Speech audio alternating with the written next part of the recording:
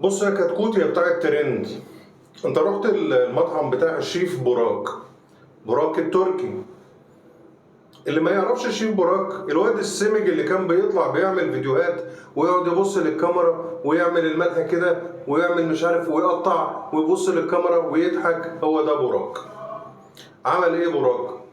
جه هنا في مصر لانه عارف ان الشعب المصري شعب كريم، شعب عطوف، شعب بيحتضن اي حد معدي.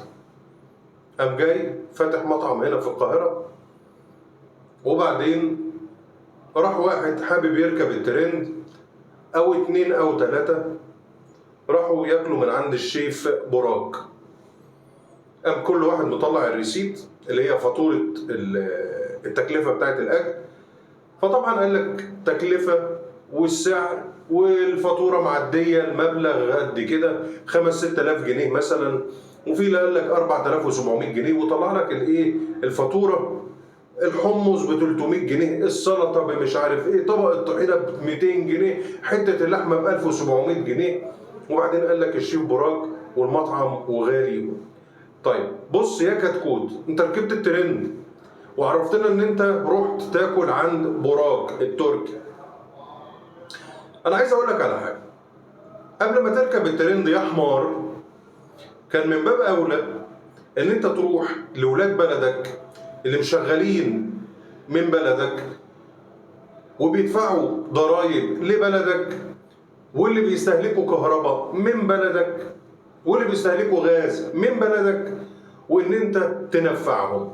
ما انت عندك حضرموت، ما انت عندك حجوجه، عندك هنا في طنطا ام محمد، عندك هنا في كفر الزيات الشيخ محمد، عندك في كل حته اماكن بتاكلك اكل زي الفل واسعار زي الفل.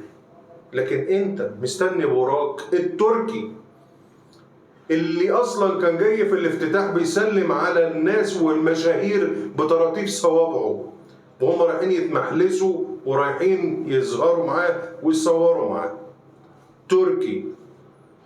وطبعا احنا عارفين ان الشعب التركي عمل ايه في السوريين اللي كانوا رايحين لاجئين وفاتحين مطاعم هناك، مسكوهم عزقوهم علقة موت.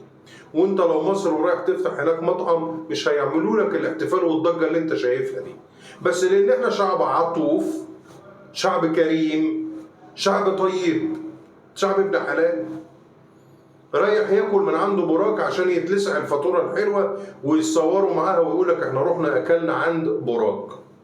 طب انت قرفنا انا ليه؟ انت واجع دماغي ليه؟ حد ضربك على ايدك؟ ما انت في عندك الناس المحترمين اللي بيعملوا اكل واكل نظيف برضه ويضربوا براك ده 30 جزمه على دماغه.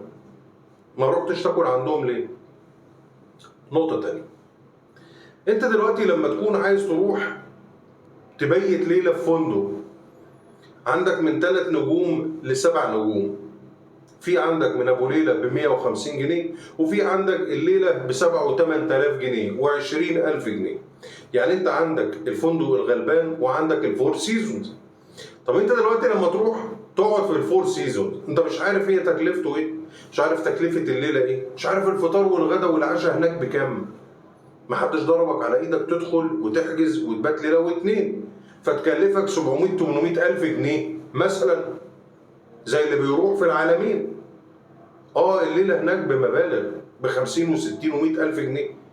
محدش ضربك على ايدك، وروح في الليله ام 150 جنيه على قد لحافك. فانت ما تقرفنيش وتطلع لي ترند وتقول لي براك عملوا محدش غصبك يا حبيب قلبي. قبل ما تطلع وتركب الترند انزل عشان بيشوك.